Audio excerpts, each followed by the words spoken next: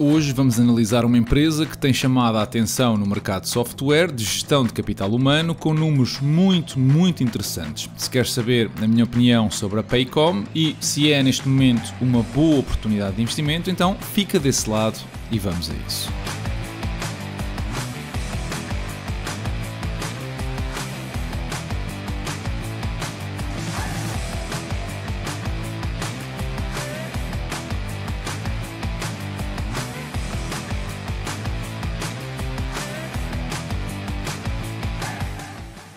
Olá e sejam bem-vindos a mais um episódio do canal Dividendos. Ora, a Paycom Software é uma empresa americana de software de gestão de recursos humanos que oferece uma solução bem abrangente de gestão de capital humano, baseado na cloud e do tipo Software as a Service, ou SaaS. Este produto proporciona funcionalidades e análises de dados que as empresas necessitam para gerir todo o ciclo de vida do emprego, desde o recrutamento até à reforma. Esta solução não requer praticamente nenhuma personalização e baseia-se num sistema central de registro mantido numa base de dados única para todas as funções de recursos humanos, incluindo a aquisição de talentos, a gestão de tempo e de trabalho, o processamento salarial ou a gestão dos tais talentos. Este software de fácil utilização permite uma adoção simples por parte dos colaboradores, facilitando depois a autogestão das atividades, o que reduz o encargo administrativo para os empregadores e aumenta a produtividade dos empregados. A Paycom foi fundada em 1998 e fez o seu IPO em 2014, estando neste momento a dar os primeiros passos na internacionalização em mercados como o Canadá e o México. Tem aproximadamente 36.800 clientes, nenhum dos quais representa mais de 0,5% nas receitas de 2023 e, como resultado deste foco na experiência do cliente, desfruta de uma elevada satisfação que podemos comprovar com a taxa de retenção das receitas anuais de 90%. Historicamente, a empresa gera a maior parte das suas receitas a partir das aplicações de processamento salarial e atende principalmente empresas de médias a grandes dimensões que procuram reduzir a complexidade operacional da gestão dos seus funcionários. Este modelo de receita recorrente garante a previsibilidade nas finanças da empresa e a escalabilidade deste tipo de produtos, SaaS, tende a ter altos custos de desenvolvimento no início, mas uma vez que a infraestrutura está estabelecida, beneficia muito as margens da empresa com um custo muito marginal para a adição de novos clientes. E por isso, enquanto as receitas aumentam de forma significativa, a despesa mantém-se mais ou menos constante. A margem bruta da empresa em 2023 ultrapassou os 80%, o que é impressionante e coloca a mesma em posição de destaque quando comparamos com outras empresas de tecnologia. A concorrência da Paycom passa por empresas como a Paylocity ou a ADP, que juntas dominam uma parte significativa do mercado de gestão de capital humano. E se a margem bruta é impressionante, o que podemos dizer do crescimento do ano passado? Crescimentos superiores a 20% em toda a linha, desde a receita ao lucro líquido, que, diga-se, apresenta uma margem de 20% dentro daquilo que se espera neste tipo de negócios. O que é inesperado é que o custo da receita esteja a crescer mais rapidamente do que a mesma, ali num valor perto dos 30%. O capital alocado à investigação e desenvolvimento também cresceu significativamente, o que ajuda a explicar muito do comportamento da ação nos últimos tempos. Em jeito de resumo, 2023 mostrou as despesas a crescer mais do que a receita e o mercado naturalmente não gostou. Os fluxos de caixa mostram fluxos operativos a crescer com praticamente um quarto dos mesmos a serem artificiais, com as compensações aos trabalhadores. O CAPEX subiu imenso no ano passado, deixando 200 milhões de dólares de fluxos de caixa livres que não chegaram para cobrir as recompras de ações, quanto mais o dividendo de 64 milhões. E este é precisamente o tipo de comportamento que eu não gosto nada de ver numa gestão de uma empresa. A recorrência deste comportamento ou deste tipo de gestão cria apenas um castelo de cartas. No entanto, e para aliviar um pouco aqui a tensão, eu reparo também que em 2022 e 2021 isto não aconteceu, pelo que vai ser necessário investigar mais tarde se é uma situação pontual ou se a Paycom já fez estas acrobacias no passado. Virando atenções para a primeira metade de 2024, vemos que o crescimento da receita caiu drasticamente para os 10%, mas o custo continua a crescer acima disso, desta vez em praticamente o dobro. No entanto, Curiosamente, as margens operativas e líquidas subiram, fechando os primeiros 6 meses do ano com 33% de margem líquida. E agora eu sei que te estás a perguntar como é que isto é possível, certo? Como é que uma empresa consegue apresentar melhores margens se os custos cresceram mais rapidamente do que a receita? E o segredo está num truque de contabilidade onde o CEO abdicou de um prémio de ações em 2020 no valor de 117 milhões de dólares e que a empresa reverteu esta despesa nas contas deste ano. É um bocado tricky, certo? O que importa é que isto também não enganou o mercado e uma ação que em 2022 andava nos 500 dólares sangrou mais de 70% do seu valor até aos dias de hoje. Mas será que há aqui algo escondido no balanço? Bom, vamos investigar. E o que eu vejo aqui são quase 350 milhões de dólares de dinheiro em caixa, ativos superiores aos passivos e uma ausência de dívida, pelo que o balanço está imaculado. Eu relembro que a empresa tem depósitos dos clientes que usam o seu software para ir executando pagamentos e deduções fiscais que, como podemos ver, entram em ambos os lados do balanço, como ativos e como passivos, pelo que a posição desta empresa é sólida. Mas será que podemos dizer o mesmo dos fluxos de caixa recentes? Bom, os primeiros 6 meses do ano mostram fluxos de caixa operativos em linha com o ano passado, dada a tal reversão da compensação. Percebem agora como é que isto impacta significativamente os fluxos de caixa livres de uma empresa? Bom, continuando, veja ali um capex de 93 milhões de dólares, que nos deixaria com quase 200 milhões de fluxos de caixa livres, que nestes primeiros 6 meses foram respeitados à risca, porque a Paycom apenas gastou 120 milhões desse capital em dividendos e recompras. Ou seja, parece que efetivamente 2023 foi uma exceção, mas não adianta saltar já para essa conclusão, se antes ver o histórico da última década, assim que vamos de uma vez entrar rapidamente a estudar o passado antes de começar a projetar o futuro desta empresa. E o que é que nos mostra o passado? O passado mostra-nos um conto de fadas. Crescimento da receita a 23% ao ano, o EBITDA cresceu mais agressivamente a 32% e o lucro líquido apresentou 35% de crescimento anual nos últimos 10 anos. Os dados de 2024 ainda são estimativas, mas os valores não devem fugir muito daquilo que eu vos estou a mostrar e ali olhando para as recompras de ações foram sempre muito pontuais, pelo que a redução anual não é significativa. Aliás, o valor de 2023, que levantou muitas suspeitas até agora, até faz algum sentido se olharmos com atenção para o timing das recompras. Reparem que foram feitas em mínimos de 3 anos. Ora, se eu tinha criticado inicialmente a situação, agora tenho de dar a mão à palmatória e reconhecer que a equipa de gestão esteve impecável. Bem jogado. A título de curiosidade, sabem quanto é que estes buybacks ou recompras fizeram subir o preço de ação? Estamos a falar de 286 milhões de dólares que foram capazes de criar uma subida de 30%.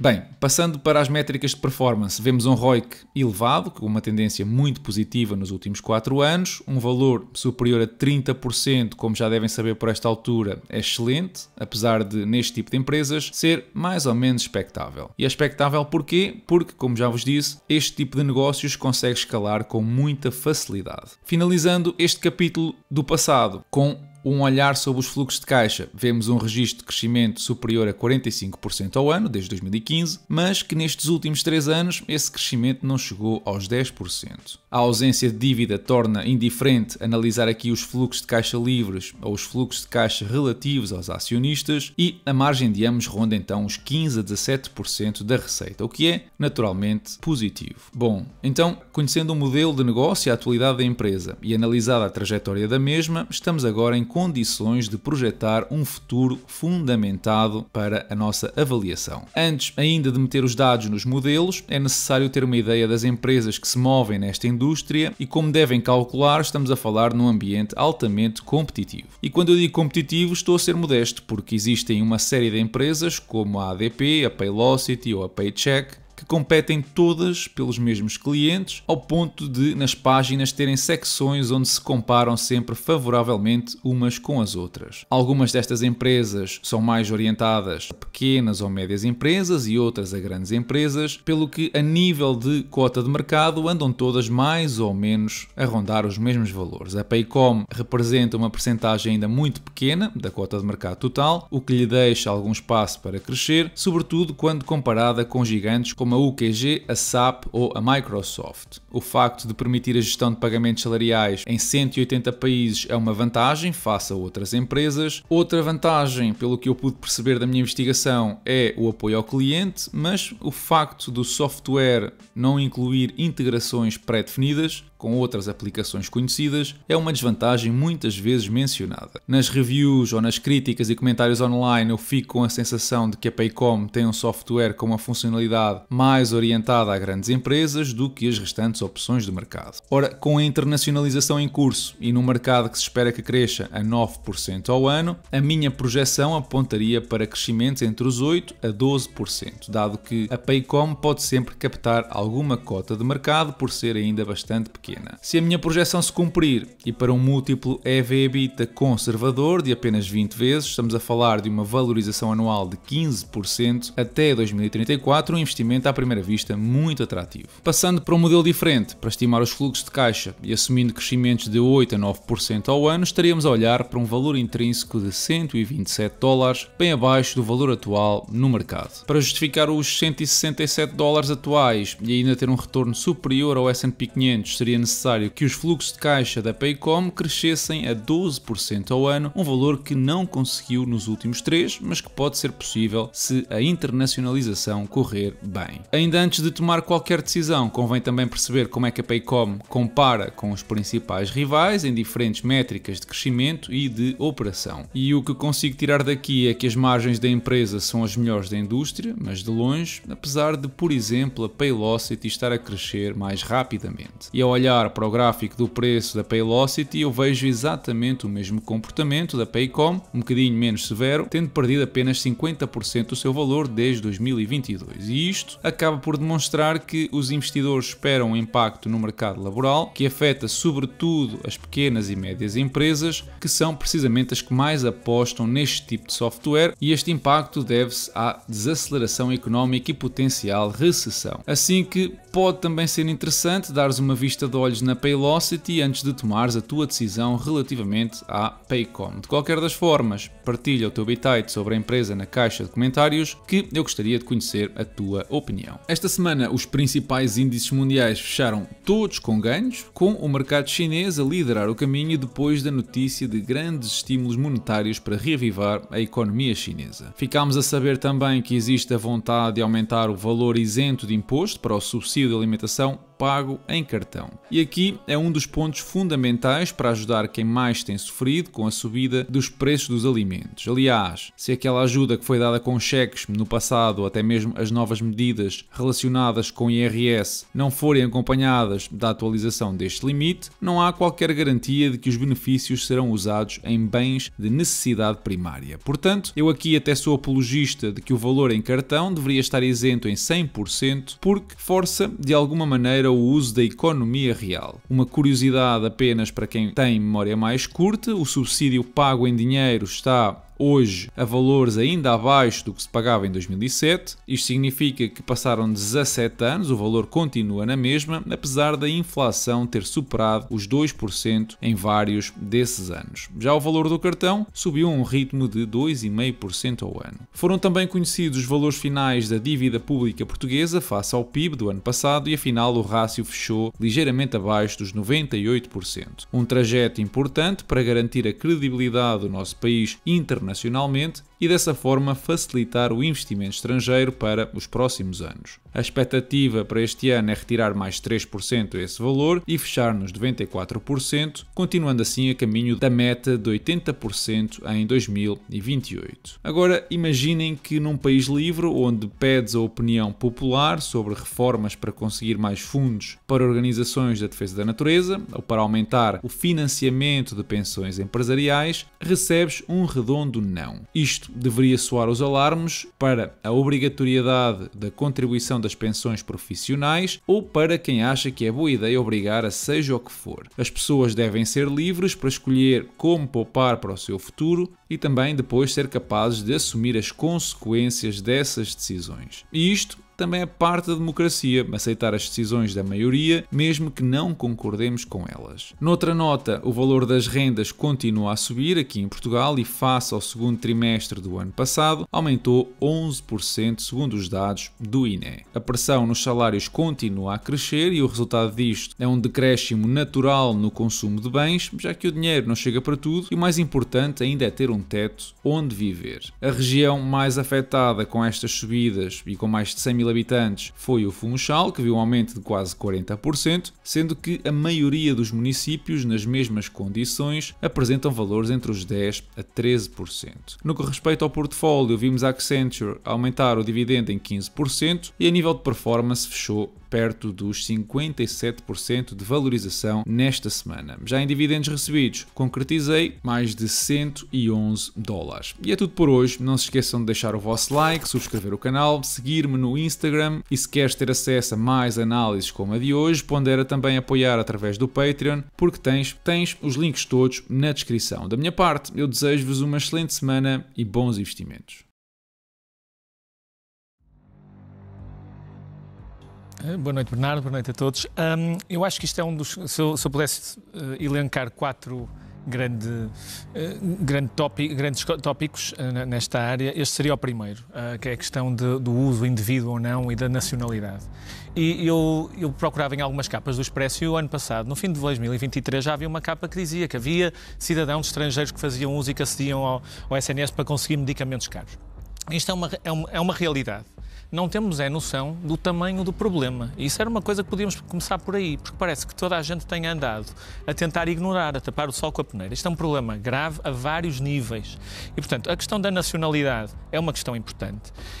Temos em várias áreas, não só nesta área do acesso a este medicamento, já vimos que eram 2 cidadãs portuguesas. Mas há muitos que eventualmente chegam cá, cidadãs de países terceiros, exteriores à União Europeia, que chegam cá e que vão diretamente às maternidades e que enchem as maternidades. A Vera está aqui, que acompanha muito estas áreas, eu também acompanhei do outro lado e via os números. Os números são assustadores. E as maternidades, Francisco, nem são os cuidados mais dispendiosos. Se nós falarmos de terapêutica crónica, que norte-americanos, canadianos, tal e qual, pessoas com bastantes recursos histórias nos seus países, estrangeiros vêm cá fazer histórias de cidadãos americanos que, para conseguirem aceder à cidadania, compram cá residência, ficam cá 3 meses e depois têm acesso aos tratamentos oncológicos que não teriam capacidade de pagar no seu país. Mas isto há uma questão, que é, nós de facto, Portugal, nós somos um país muito altruísta e que orgulhamos muito disso. Mas eu fui fazer alguma pesquisa e há formas de se mitigar este tipo de situações. Por exemplo, vou ver como é que acontece em Espanha. Será que os espanhóis têm um problema exatamente igual ao nosso? E há um pequeno detalhe que faz toda a diferença. Por exemplo, em Espanha, para se ter acesso a um visto, se é externo à União Europeia, e para se ter acesso a um visto, um país terceiro, Paquistão, que nós temos muitos, tem de ter um seguro de saúde válido pelo menos 6 meses que cubra partos. Por alguma coisa é. E, portanto, só isso ajudaria a mitigar uma parte, que é uma parte só do problema. Mas nós temos de pensar no problema. Primeiro, qual é a dimensão dele? Ninguém sabe. E temos ouvido vemos muitas vezes os nossos órgãos fiscalizadores tão preocupados com tantos temas secundários, quase carniceiros. Isto realmente é estruturante. Olhar para isto de uma vez por todas e vamos ver qual é a dimensão do problema. Falamos da nossa dívida aos PALOP. Eu não sei se isto entra para o pagamento da dívida, às tantas deve entrar. E são muitos e muitos e muitos milhões. Muitos e muitos e muitos milhões.